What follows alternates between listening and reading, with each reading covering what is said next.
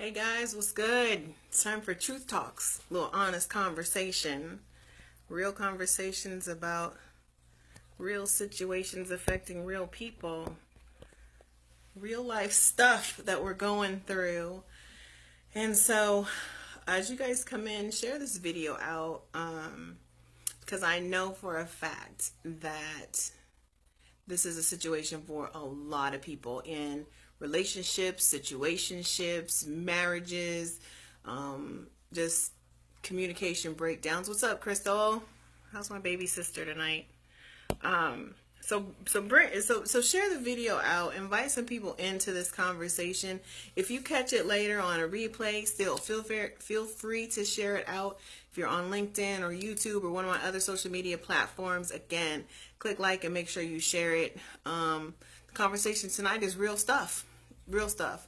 Some of us are out there fighting for stuff because it's what we used to, what we're used to. We're fighting for what is known, the stuff we know versus the stuff we don't know, and that's oftentimes to our detriment.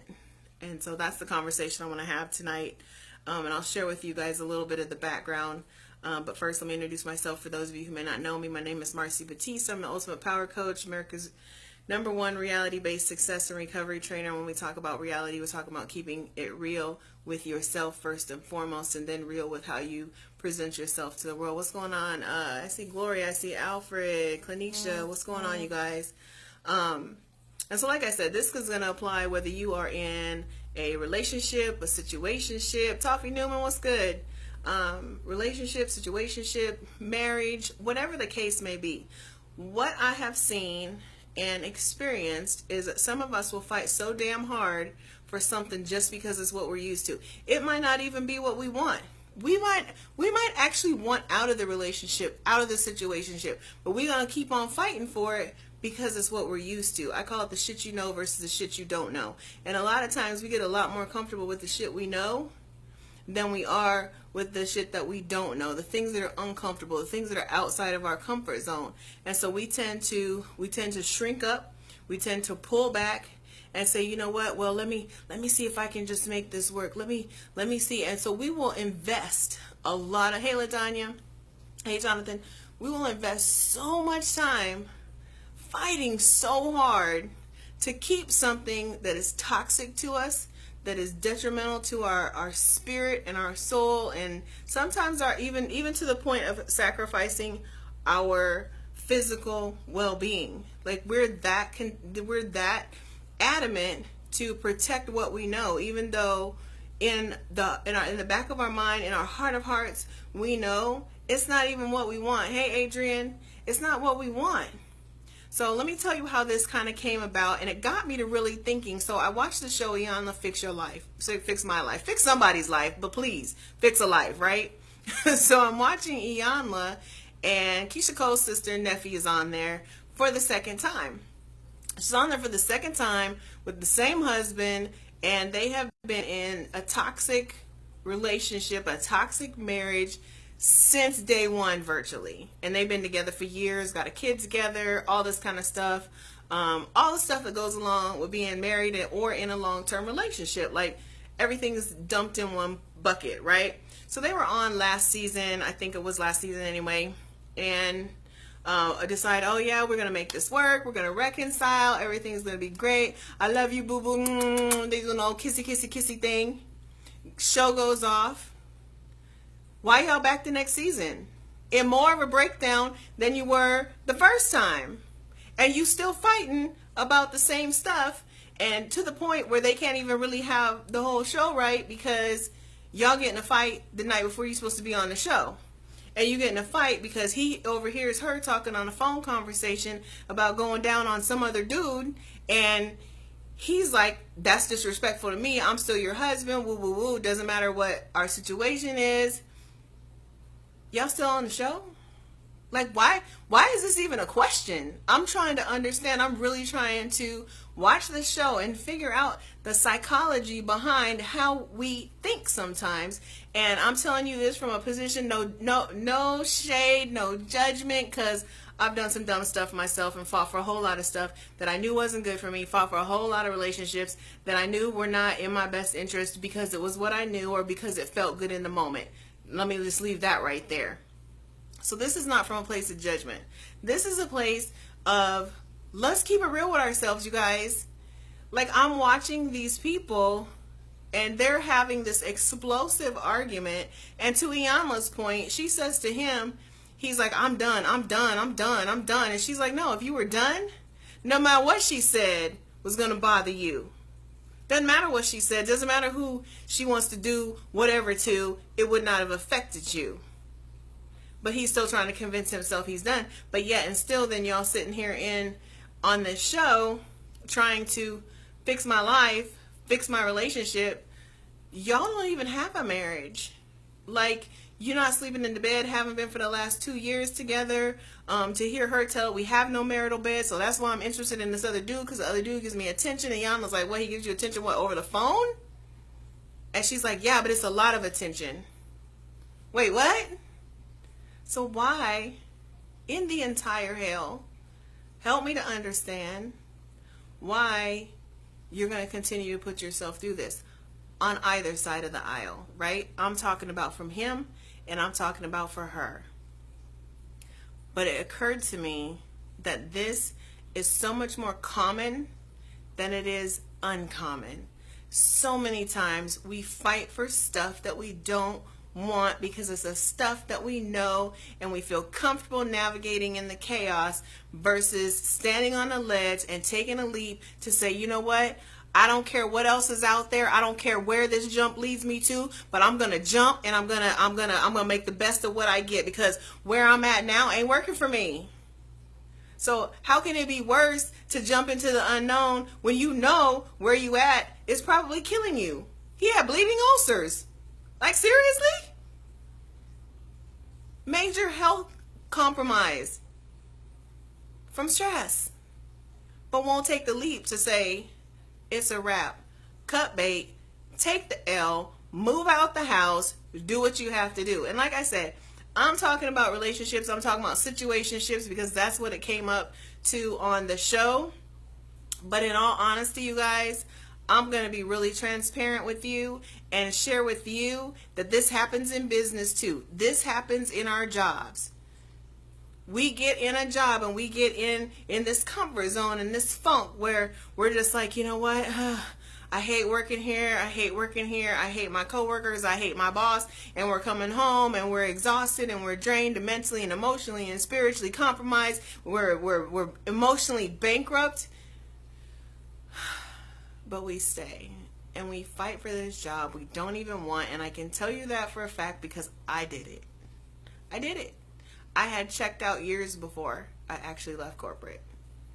I had checked out. It was to the point where it just wasn't me. It wasn't feeding me. It wasn't soothing me. It wasn't moving me.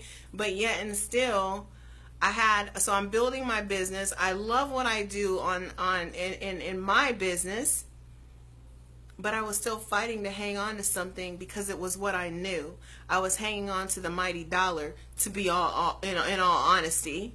And I was hanging on to my comfort zone because if I switched over to entrepreneurship, you know what? Guess what? I don't have no corporate budget here. So I have to market my business on the budget that I have, and it looks way different than a whole financial institution. Let me tell you that. Again, fully transparent. So I'm not coming at this from a place of judgment because we've all been there. We've all done that. But my point in sharing this with you is, though, you don't have to. You don't have to.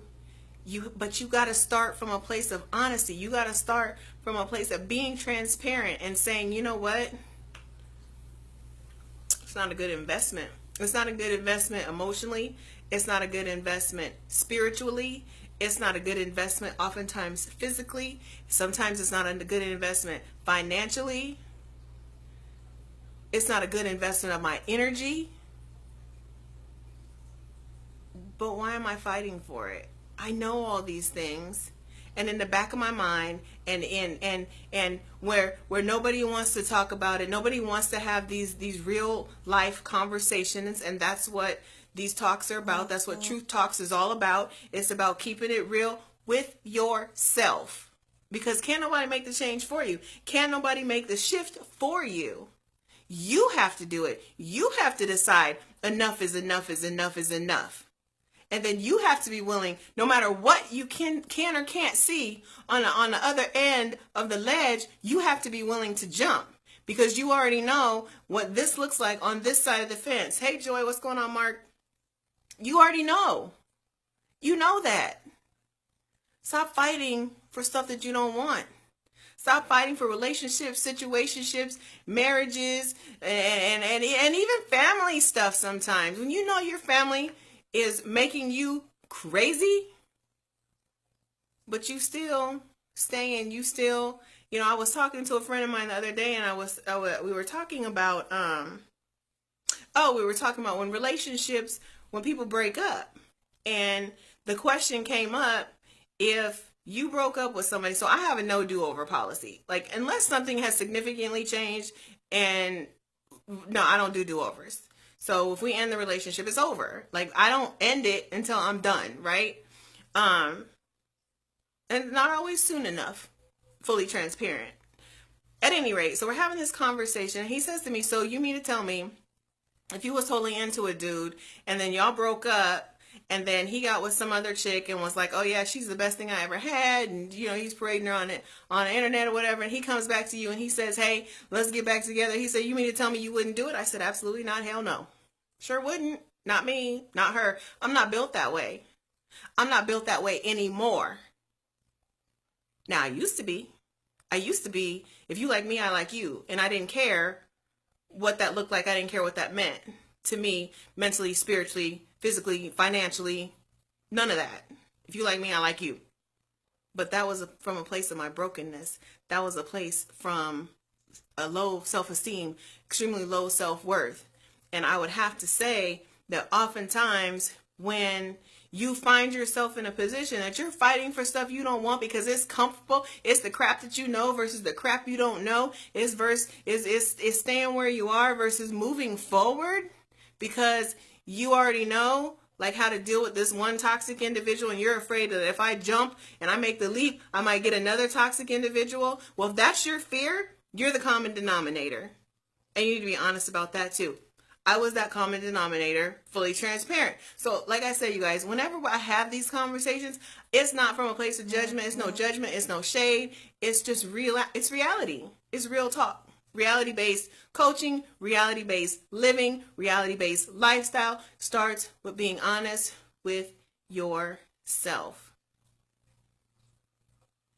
It starts with being honest with yourself and admitting that you might be in a relationship, situationship, marriage, job, career, profession, whatever, that no longer suits you.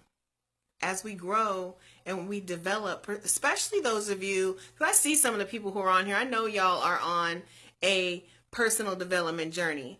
And I also know to be true that as you grow, the people around you don't always grow at the same rate. Some of them don't grow at all. And you have to be willing to leap because they're no longer good for you. They're not going where you're going. Their journey's not meant for them. It's meant for you. But you have to sometimes be willing to roll out, roll solo. You got to be willing to do that. You have to be willing to do that. But that starts with being honest about where you are and why you're staying there when you know in your heart of hearts it's not where you want to be. It's not where you want to be. I did it in my marriage. I was emotionally checked out probably 10 years before I ended it. If I'm real honest. Totally checked out. Totally checked out. But I stayed because it's what I knew. I stayed because I said it was for my kids, this, that, and the other thing. When really, I stayed out of fear. I stayed because it was what I knew. And it wasn't that bad. Like, my ex-husband wasn't abusive. I had just outgrown him. I probably, if I was honest, had outgrew him before I ever entered into the marriage. And so being honest about this stuff, you guys, can set you free, because I'm telling you what, the day that I said, I don't want to do this anymore, I don't want to be married to you anymore, as bad as that sounds and as shitty of a person as it makes me sound, was the best day of my life. It was the most freeing day of my life because I was able to put down that burden. I was able to shed that layer of dishonesty that I had been dragging with me for so many years. And he literally had to basically force me to say it. He had to pull it out of me. I didn't volunteer the information. I was still fighting for what I didn't want. Now, behind closed doors and to my girlfriends, girls' night out, happy hour, I'm like, when I get divorced, it was never a matter of if, it was a matter of when. And it was, again, this has nothing to do with him. He literally was the exact same person. I divorced the exact same person I married. Literally. But that was the problem. That was the problem. And I had to be honest about that. But I sacrificed and I settled. And then I can't blame somebody else if I'm miserable. I can't blame somebody else if I'm unhappy. I can't blame someone else if I'm not growing, if I'm not moving, if I'm not maturing, if I'm not developing. I can't blame anybody else. That's on me. That's in my lane. That's my wheel space. I have to be responsible for that. So I'm going to leave you guys with this thought. Take a look at your relationships. Take a look at your friendships. Take a look at your situationships. Take a look at your jobs, your careers, your finances, all of that. And if you're doing things and making investments that you know are empty investments with zero return, I challenge you to make the tough choice. Cut bait. Take the L where you are and take the leap. Move forward. That's my challenge to you. So I hope y'all have a great night. As always, thanks for being part of the Ultimate Power Team. Gregory, what's the worst thing you can ever do is lie to yourself. Amen, amen, amen. That's absolutely right. So as always, guys, thanks for living life on Mars with me. Thanks for being part of the Ultimate Power Team. Please, again, share the video out. YouTube has all of the videos from 30 Books in 30 Weeks and all of the Truth Talks always on there. Don't forget to hit the subscribe button, and I'll talk to y'all later. Have a good night.